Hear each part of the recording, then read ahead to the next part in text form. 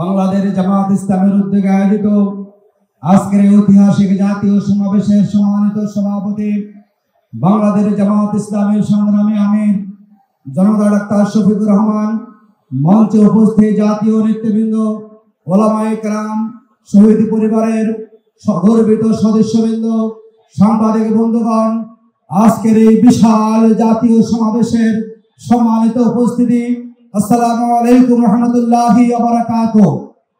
আমি আজকে শুরুতেই স্মরণ করছি ২৪ জুলাই আন্দোলনে শহীদ আবু সাঈদ থেকে শুরু করে যারা জীবন দিয়ে আমাদের জন্য ২৪ আগস্ট দ্বিতীয় স্বাধীনতা এনে দিয়েছেন, আমরা সে সমস্ত শহীদ ভাইদেরকে আজকে অত্যন্ত শ্রদ্ধার সাথে স্মরণ করছি।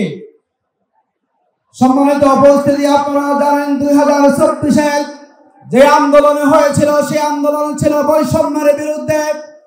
আমাদের দেশের ছাত্র সমাজ যখন বৈষম্যের বিরুদ্ধে রাস্তায় নেমেছিল, সেই আন্দোলনে ছাত্র শ্রমিক জনতা একাকার হয়ে জীবন দিয়ে লড়াই করে তারা সেই আন্দোলনকে সফল করেছিল।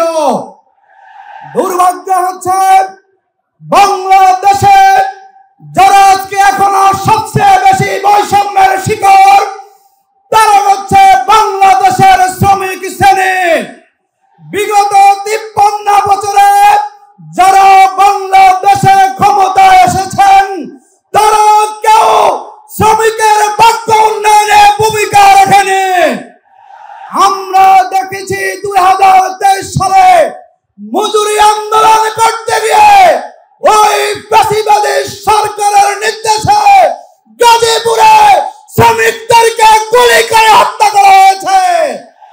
আমি আজকের এই সমাবেশ থেকে বিগত ১৫ বছরে যে সমস্ত শ্রমিককে হত্যা করা হয়েছে, আমরা হত্যাকারীদের বিচার দাবি করছি।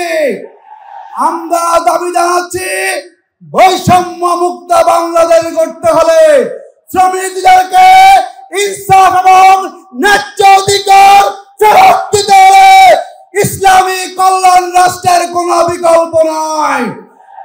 আমরা মনে করি, যদি বাংলাদেশের জামাত ইসলামের নেতৃত্বে জামাত ক্ষমতা আসে, তাহলে শ্রমিকের ভাগ্য পরিবর্তন হবে। আসুন আমরা আগামী দিনে শ্রমিকের জনতা ঐক্যবদ্ধ হয়ে দাঁড়িপাল্লা প্রতিকারের পক্ষে সমর্থন নিয়ে বৈষম্য মুক্ত বাংলাদেশ করে শ্রমিকের অধিকার প্রতিষ্ঠা করি। আল্লাহ হাফেজ। বাংলাদেশ জিন্দাবাদ, বাংলাদেশ জামাত ইসলামী জিন্দাবাদ, শ্রমিক কল্যাণ ফেডারেশন জিন্দাবাদ। আসসালামু আলাইকুম।